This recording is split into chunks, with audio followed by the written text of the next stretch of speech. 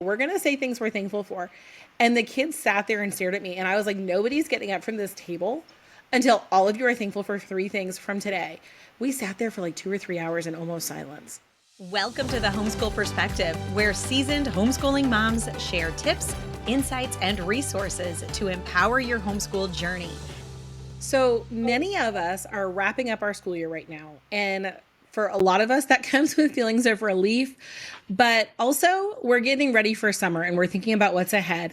And this can become a time when we're hyper aware of all the things that we didn't get to do. So today, let's talk through how to enjoy this transition period, how to enjoy the time from the end of the school year into summer, and what to do with all that stuff that we didn't cover. Are you guys there yet? Getting close. And by the time that this episode releases, I'm sure that we will be there. What about you guys? We go year round, but we do like a modified over the summer. So we can sense the adjustment of the season coming, which is exciting.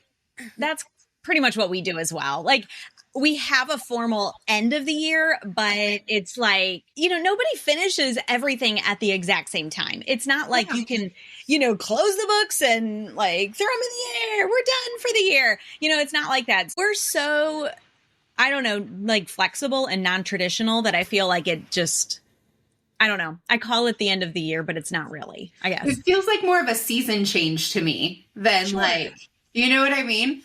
But also I'm like what you're saying, that's why we homeschool, right? So that we have that ability to do mastery and let them go at their own pace. But there is kind of a culmination though. I feel like there is a feeling of it, but it's not necessarily like, we don't necessarily have a hard stop and then done. What about you, Lisa? Do you guys do that? So we started years and years and years ago, back when my husband worked like 2 and sometimes 3 jobs, taking our bigger break over the winter because that's when he only worked 1 job because his employment was seasonal. And we liked that so much because we are definitely like cool weather people. And so we'll end middle of July because the kids have summer camp at the end of July. We take our family vacation in August, but we'll still keep reading read alouds and things that are just a part of our family culture.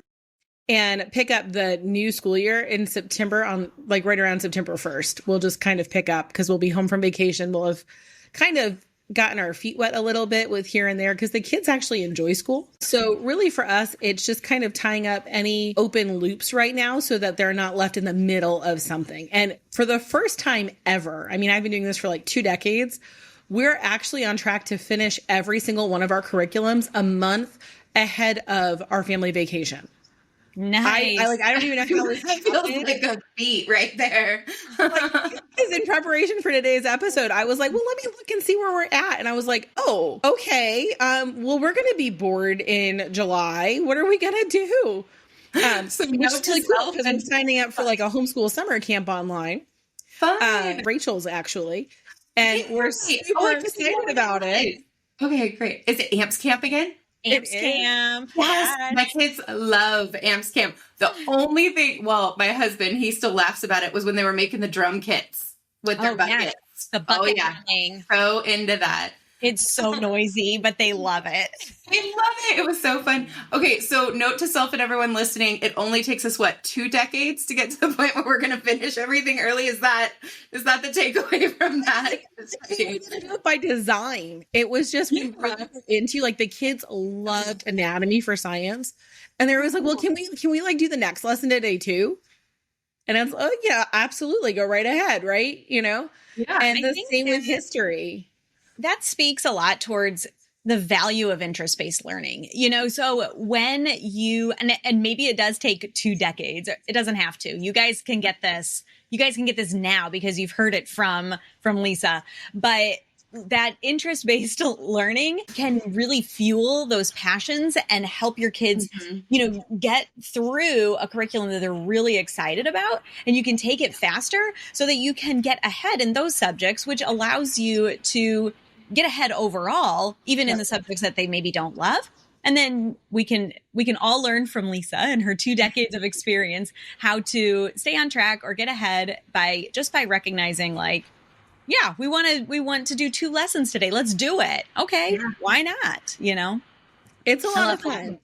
So I'm curious, when you guys are coming to this endpoint, Where do you sit with like reflection? Do you have a set thing that you do, or is it just kind of this thought in the back of your head, or what? How does that look for you? We actually do the bigger part of our reflection time when January begins. So like we do have a system of reflection in place then, but I feel like at this point when we're transitioning to summer, I'm doing the same thing that you just did, Lisa, where I'm like taking stock and looking at everything that we accomplished, what we've done, kind of just peeking at, where we were versus where we are now.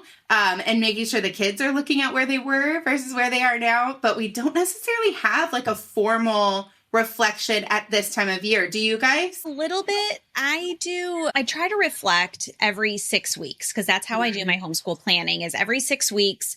I will take a week off and do the reflection and the planning for the next 6 weeks. And that's my time to be, is everything on track? How are we looking? What needs to happen? What needs to change? What did I love? What do I definitely want to do, in the next 6 weeks? But I'm always thinking and I'm always planning and I'm always reflecting. So I don't do a formal like end of the year reflection, but I've already done it. So I used to. I really did. And then I hit a point probably 10 or 12 years in, and I wish that I had listened to the mom who tried to tell me this like way back at the beginning. But you can't really separate your life and your home routines from your homeschool, right? Like you're all the things all the time. Just because you're wearing one hat doesn't change your identity. And so when I do my personal reflection, part of that is how have I shown up for my kids as their homeschool education facilitator? How have I helped curate their education? What doors have I opened for them? Am I succeeding in sparking their curiosity? Are they engaged?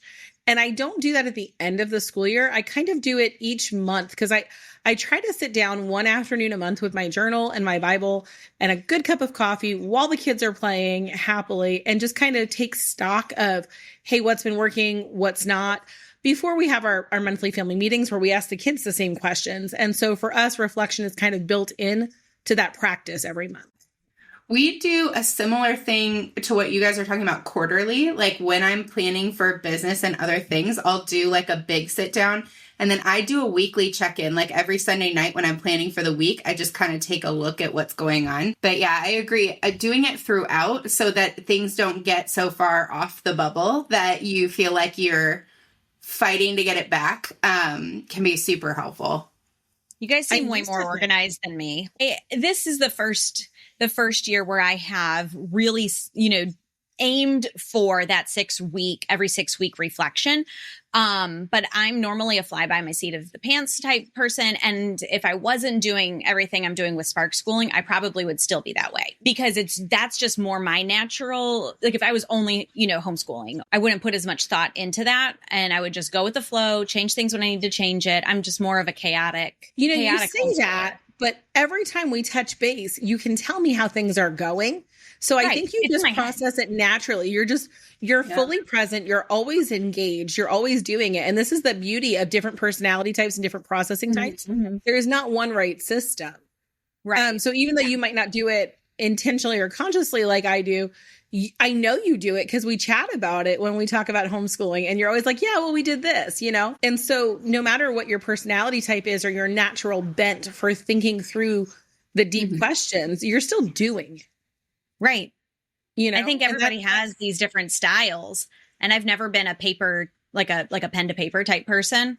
It's like, I just reflect and in my head, and then I make those changes and I ask my kids questions and I hear what they're not saying too, so that goes a long way, just hearing what they're not saying, like they hate something and it's obvious, or they love something and it's obvious, or they want to do more, things outside the home. They want to go do little day trips and things, I don't know. I hear like one of my kids is really like into like, he wants to go and travel the world. And I'm like, okay, how can we fit these? Like, he just like, he learns about something and he wants to go and do it and he wants to see it in real life. So I'm like, okay, what of those things, obviously we can't do everything, but what of those things can we feasibly do? Like this year, it didn't happen, but he was obsessed with the Cherry Blossom Festival that happens in Washington, D.C. and in like March, April. And you never know when it's going to happen, and the indicator tree. And he was just deep diving into this. And so in the back of my mind, because I don't do it on paper, for next year, I'm thinking, okay, how can we make it to DC during that time of year, not just to see the cherry blossoms, but because that's an interest that he has. And so if we're going to already be planning to go, we might as well go during that time, so absolutely. Yeah. Planning it all in. Well, and I feel like it all goes to like, what feels good to you and what helps you to be present. I think for the last like couple years, it's been hectic. Like you were saying, for Spark Schooling, it's been hectic. There's the projects I've been working on have been. And so the need to have like for me, the way my brain works, to like write it out, have a formal time to sit down and plan. I have one wall in my office is all whiteboard, and I write out the quarter and I write out the goals and stuff for the quarter. And with how many balls I've had in the air during this season, like I've had to have that so that I can feel good about making sure I don't forget Washington in the upcoming year. But there's also been seasons where I didn't have my brain pulled in so many directions, and it felt a lot better to be able to respond more in the moment to the changing needs of our kids, because their needs change all the time. So like when my oldest was younger and that was like my primary ball, it was a lot easier to keep all of that. Do you know what I'm saying? Like keep all of that in my head and feel that more spontaneous flexibility. And we had so much fun and we got so much done. So yeah, to your point, I think sometimes it just changes with seasons what you need. And it's about making sure that you're feeling good and feeling that, you've got that ball, because it's when that insecurity comes up, when we feel that resistance and don't like have a system or a plan to work through it. Right. But I think it's so interesting. Like, so yours has changed through time, Rachel. What about you, Lisa? Has your system for this kind of changed over time too? Yeah. And we're actually trying a new one that I just learned from a friend over coffee the other day. She has 6 kids, and she asked each of them, and they're kind of a range similar to ours. And she asked each of them for 2 adventures they'd like to go on this year. And she's going to pencil them in to do one a month as a family. And I was like, oh my gosh, that's so simple and so easy. And I love that. Instead of trying to like pack everything in, because you're like, oh gosh, we haven't done anything like cool this year. And so wanted to do this and so wanted to do that, I was thinking while Rachel was talking, our town has 283 sakura trees in it. And it was just cherry blossom week. And I went out, my allergies are killing me, but I went out and walked with the kids, and we had fun because we have one kid who looks forward to the cherry blossoms all year. And they only bloom for 10 to 14 days. And so you've got to catch it, and you have to be in the moment. And it was really hard for me to adjust to being spontaneous like that, because I'm like, change is not my friend. I'm very skeptical and hesitant when it comes to change. And having kids has helped me really just kind of like jump into the moment. You can't miss that. The other night we had a bright orange moon, and we all went outside to look at it. And then we all came in and we looked at astronomy books, and we all did the things. And it was not the evening I had planned or prepared for, but it was so much fun to go with. And I think what I'm learning is when we lean into those moments, like just those little moments, everything is more awesome. And so I'm working more on planning less personally and just leaning into the moments more and letting the kids kind of guide the adventures more and more. So I'm curious with you guys, when you look back, when you have your reflection time, whenever you do it, because clearly we all break the rules and don't do it at the end of the school year. Is it hard for you to see the positives, or are you really good at remembering the high points? What do you do to make sure you're not just seeing where you fell short or what you missed? Am I good at that? I don't know. Man, that's a tough one. Yeah, I don't know. It has to be, it is an intentional thing for me to think of those things. Like I do have to remind myself of, what went well. What went well? What did my kids love? What did they enjoy? I take a lot of pictures. And so often going back and looking through the pictures will remind me of the things that they did enjoy. And oftentimes those are the things that you're talking about, Lisa, like the moments, like that were special when they were, being curious and we were as a family doing things together. That was just totally interest led or just curiosity driven or just like wanting to learn more about something and just jumping in and doing it. And those are the things that I feel like stand out as the high points. And luckily we don't typically, unless we're like sending a picture to our husband, don't typically take pictures of the low points, So, I mean, I definitely have some on my camera roll because I did send it to my husband. Like, you would not believe what's happening.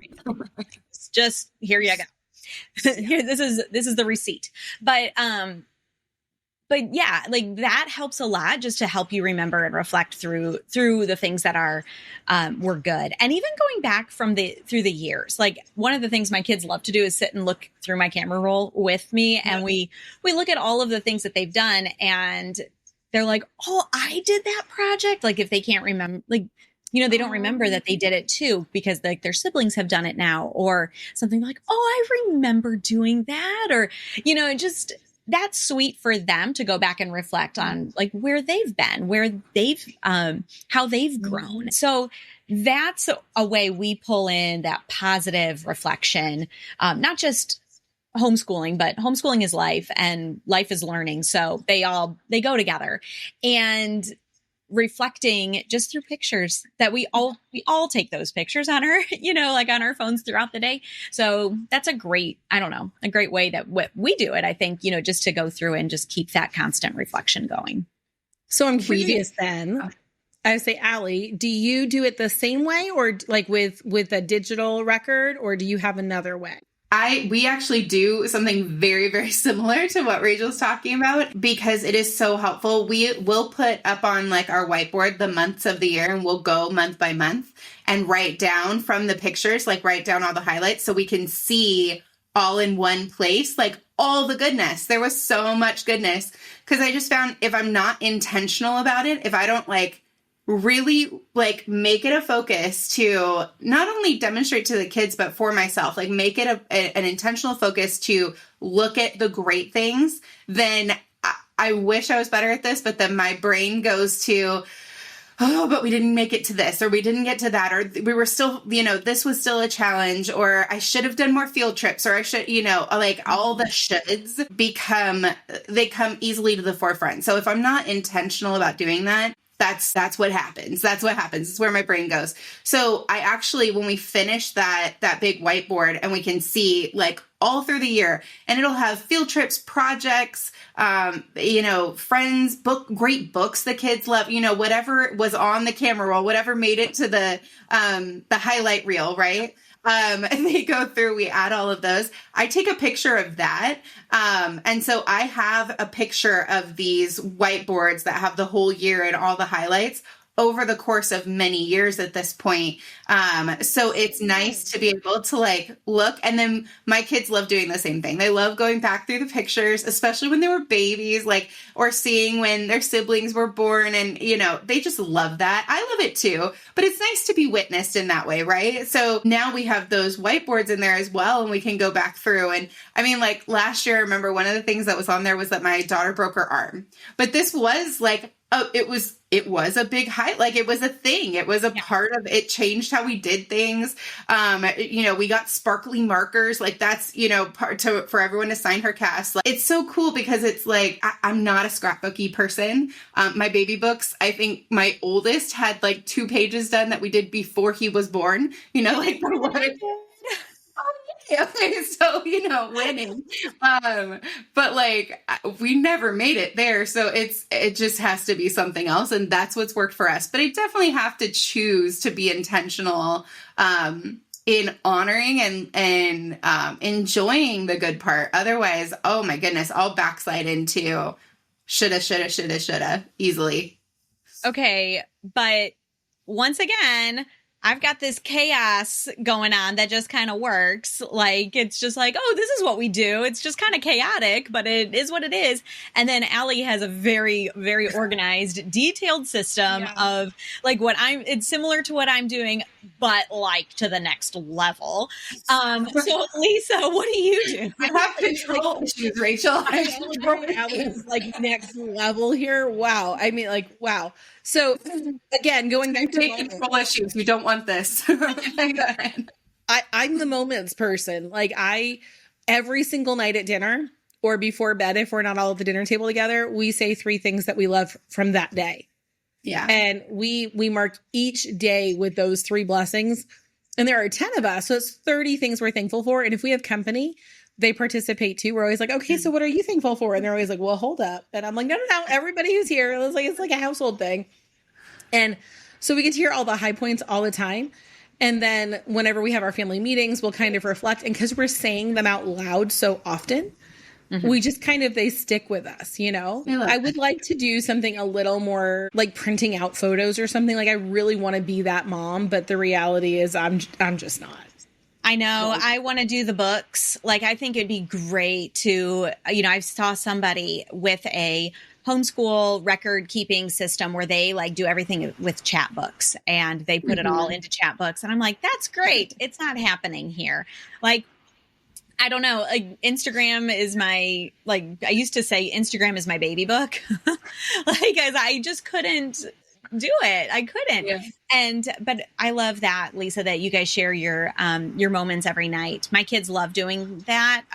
What's your favorite thing you did today? And then it just sparks those conversations at dinner where, I don't know, where otherwise they're talking about silly stuff and they're being really silly. So it kind of helps to like bring the conversation to, I don't know, just like what you're thankful for or what you what you did today. Your favorite thing you did today is what we do at our house. Like just so everyone can just have an appreciation for what other people in the family like. Because certain personalities are louder than others, and they will definitely make known what their favorite thing was. And we want to make sure that we represent, and listen to all of the perspectives in our family, and see what and give the talkers the chance to listen for once. Sometimes my kids will be like, that was your favorite thing? That? Like why? And I'm like, well, they can have an opinion and it can be different than yours. So it's a great learning opportunity. The one thing I love in our family is when somebody can't come up with something, how our youngest, our 6-year-old daughter will go, really? Because I saw God bless you this way. And I saw mommy do this for you. And I saw someone be nice to you. You were so happy today. Like, how do you think that? And she'll like list all their blessings. And that's when you realize the young ones, they're watching. Mm-hmm. And I love how their brain is programmed towards gratitude because they grew up like she's never not known us to do this. We started this habit 12 years ago now. And it started on a weekend that my kids complained about everything. And I was like so frustrated. And I was reading a book about the brain and neuroscience and creating neural pathways. And they're like, just say things out loud. And I was like, okay, we're going to say things we're thankful for. And the kids sat there and stared at me. And I was like, nobody's getting up from this table until all of you are thankful for 3 things from today. We sat there for like 2 or 3 hours in almost silence. And I was like, okay, y'all, we're going to do this every meal until this gets more natural. And it was like pulling teeth in the beginning. And that's when I realized I am very practical. I wouldn't say a pessimist, but I'm definitely not an optimist. I'm just super practical. It is what it is. And that's all there is to it. Mm-hmm. And I had kind of taught that to my kids, but being kids, they amplified that. Well, it is what it is and it sucks. You know what I mean? And I was like, no. It is what it is. We can still be thankful. It's fine. It's okay. And so I had to reprogram all of us towards this. And now for 12 years, we've been doing it. And when we went on vacation, our first night, we were so tired last year that we started to go into bed and the 6-year-old's, but wait, we have to be thankful. And she fell asleep before like 2 people had gone. Oh. But it was like, no, we have to. I love how that stuff becomes a part of their, like, almost like a part of their DNA. There's just those things, those little family rituals or rhythms and I love it because they keep us all accountable to it. We do something you learned and something you loved from the day. Because what we were noticing kind of similar, it came out of a moment of like, we got to change this was like type A control freak here. Like they've amplified like a perfectionist mentality and we are working really, really hard on adjusting that. And so we decided we wanted them to see us say like, this is where I struggled and what I'm learning. Cause we are trying to change their language. Like I can't, or it's too hard. I'm messing up to, I am learning how to do it. I am working on growing. Like I am going to figure it out, that kind of thing. And so my husband and I went first for the longest time. Like, this is something we loved about date, but this is something we're learning. This is something that didn't go the way it was supposed to. This is how we responded. This is how we're good. And we would try like brainstorming together, because we were noticing this thing happening in our family and with our kids. It's been really helpful. And we still have to remind each other. We still have to be like, wait, it's not that you're bad at something. We're learning. We are learning something, and that's okay. But yeah, I love how these like sweet, small things can make such a massive impact though. I think sometimes we get, cause oh my goodness, did you guys ever buy like the curriculum systems that are supposed to do this? Yeah. Okay, good. Yes, I did. Did you use them? Because I set up the corners. I can't remember the name of it, and it was a beautiful thing, but it was like you set up this corner that was like the mindful corner, and and like we did the whole thing and set up everything, and so into it, but it was just not integratable for us and our life or the way my brain works. So these small things are, oh, Rachel, what? We had a calm down corner for a while, and it had little posters on the wall, and it was like all this mindfulness, growth mindset, all of these things were all set up in this corner. It was a cozy little spot. We had a tent, and we had blankets and pillows, and same. It was so adorable, and it took me an entire day to create and to just, find all these cozy things in our home to set up. And one of my kids tore it down. And when he went, I told him to go there so he could calm down, and and I'm like, it's a great place. There's books you can read. You can, look at these posters on the wall. I've created this safe space for you because you are having such a hard time. And he tore it down. So that was the end of that. But that got his energy out, right? I mean, nope, it didn't help. I look at her like, yeah, no, not even a little bit. No. Okay, so going with those questions, because those are really great questions. What is something that you've loved from this last year of homeschooling and something you've learned from it? So there's kind of a gap between my older two. There's a 4-year gap between my older two and my youngest. And for the longest time, he was not quite like able to communicate, and they weren't quite able to bridge the gap. And so they could do like sweet things together. But this past year, it's really shifted because he's been so immersed in our homeschool life, where he's starting to interact more with what we're doing with homeschool. And we do like a switch off where like they go play out, 2 go play outside, 1 comes and sits with mom. We rotate through. And it was so sweet this year to see them talking about what they're learning with him and him grabbing things and them wanting to share. And there was such a sweet shift in that. And my kiddo, who can academically get more overwhelmed, I noticed that having that time to go, like after we work together, to go and like process and talk about, because my youngest is so excited to hear what he's learning about, that there was just such a sweet shift in how he was processing the day. And so I think that was my favorite part of the year. We also had some great read alouds, so that was good. As far as like what I've learned this year, homeschooling slid into a back seat for a little while for us.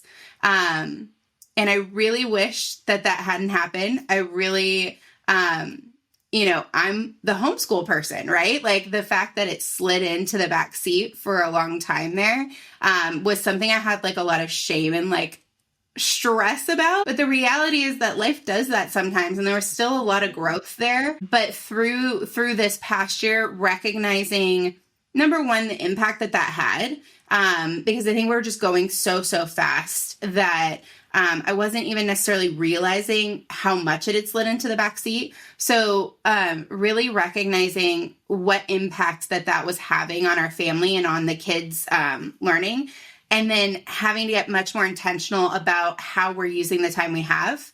And yeah, I feel like I'm still working through it. I'm still learning the lesson that I need to learn from that. But yeah, because you have seasons where you're going to homeschool more, you're going to homeschool less. It's going to look different. But I think with the lesson that I'm working through is that there were a lot of times I was taking for granted, like the importance of consistency, or that they still need me a little more, that kind of thing. So still working on learning that lesson, but we're getting into a really sweet place again, and I'm happy for that. That's awesome. What about you, Rachel? Okay, so my favorite thing that happened this year, or that, my favorite homeschool memory or for this year, is that all four of my kids are school age.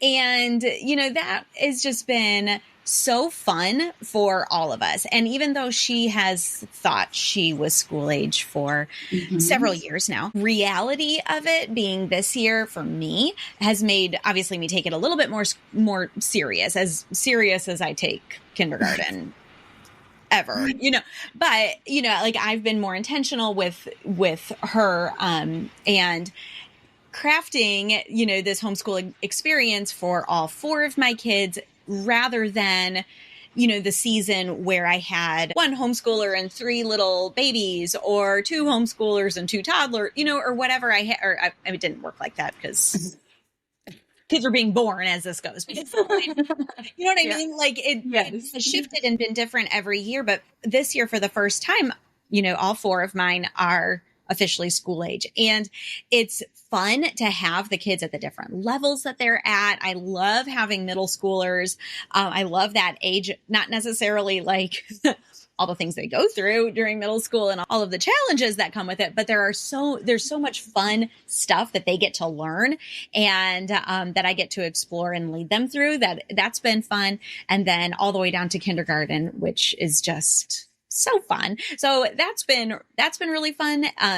For us, we've gotten to do a lot of fun things together with including everybody, just like kind of how you were saying, Allie, just everybody's included. Everybody's, feels like they're a part of it. And I don't have to try to, find things for my youngest to do so she doesn't feel left out. And I don't know. It's just been nice. And it's probably more of a mindset shift for me more than anything. Like, all right, we're all doing this together, rather than like find something for the younger one to do so that the older ones can do their schoolwork. I don't know. It's probably a mindset shift, because she's always been a part of everything anyway, but that's been fun. And then the thing that I think I learned this year, I felt like I was, for the first time, able to lean into those seasons that you were talking about, and not worrying about the season that we were in right now,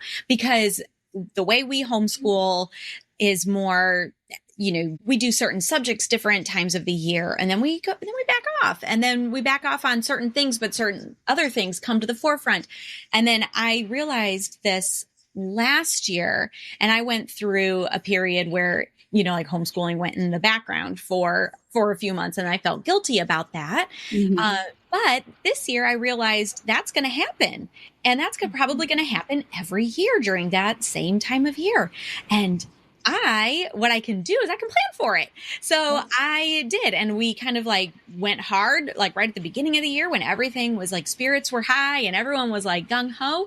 And then, we just dipped into that, like homeschooling took a back seat. I just let my kids play and explore on their own. They are learning a lot during that time on their own. Like, they are exploring and learning and researching and reading. They don't even know they're learning, but they are, and I see it. And they're still doing their, just foundational stuff. Like, we keep that kind of stuff going, but it just isn't as, I'm not doing as much, like hands-on, like I'm right there with them. It's more like, go do your schoolwork and then fill your day, and that was great. And then when I was able to come back, I did. And we do all of that more mom-led stuff. And I've just really leaned into that cycle of the seasonal type of homeschooling this year. And that has been really nice to keep everybody from burning out and just to keep us going. I don't know. It works for us, and I like it. I love that. Awesome. I think our lesson this year has been really similar. It has been, I would say, like not sweating the small stuff, just leaning in and accepting. That has been probably the biggest shift for me, because every year I try to do that. This is the year I actually did it. It was easier. And then the thing that really stood out to me is our kids are kind of like, we have a split of like big kids and little kids, kind of like there's like a gap between them. And my oldest of my little kids became junior high age this year.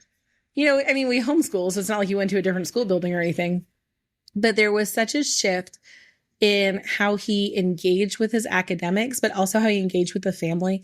I got to watch him become a little man this year. And just from the start of the school year until now, I was kind of just watching him today, and he was being so kind and compassionate with a younger sibling that a year ago he'd been like, oh my gosh, just leave me alone, And he was like, no, let me help you. I can help you with that. And just seeing that growth. And then that got me thinking about the growth that each of the other kids had experienced over the year. And I would say that every year we have that, obviously, but this year, several of our kids hit huge milestones in character development and academic development. And it was just so powerful to sit back and look at that and realize that it didn't happen because of anything I taught them. Like, I didn't lead them into those shifts. We parented and did life together and made learning a part of life. And this is what happens when you do that. And it's really, really cool as a homeschooling mom to get to kind of see the fruit of that. And to know that it's like, it is all worth it. The sweating and the tears and the worrying and the sleepless nights and not all of it is necessary. We totally psych ourselves out following homeschooling influencers. The homeschooling was so much easier before social media. But I think that's actually one shift for me. I really limited the voices I listened to this year. I mean, I talk about homeschooling with you guys and a couple other people, but I stopped really being a part of the Facebook groups and the Instagram followers, all the different accounts, and just kind of like silenced a lot of the noise and only listened to the voices that were helping me reach my goals as a homeschooling mom. And as a result, I was much more peaceful this year. And so that was pretty awesome. So this was such a great conversation that we were having all about end of the year reflections that we decided to go ahead and split it into 2 sections. The second part is already out, so go check that out now.